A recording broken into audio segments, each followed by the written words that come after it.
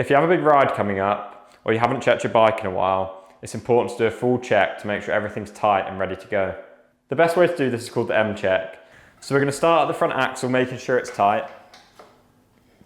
Then check the caliper, just grab it with your hand and give it a wobble and make sure there's no play. We're then going to have a look and make sure there's still material on the pads. Then check the tyres, ensure there's enough air and enough tread, and if you haven't topped up your sealant in the last 6 months, now's the time to do it.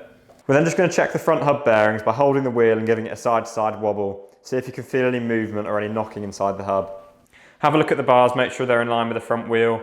Get hold of the grips, give them a twist to make sure they're tight. Pull the brakes, make sure they're biting and don't pull all the way to the handlebars. Hold onto the front brake and give the bike a wobble back and forward to check that the headset's tight. We're now going to move down the bike to the bottom bracket. Get hold of the pedals, give them a wobble and make sure they're tight. Get hold of the crank arm and move it side to side to make sure there's no play. Check the chain ring, make sure that's still tight and in place. We can then move on to the seat, get hold of the seat, make sure there's no side to side movement, make sure there's no rocking or creaking back and forth.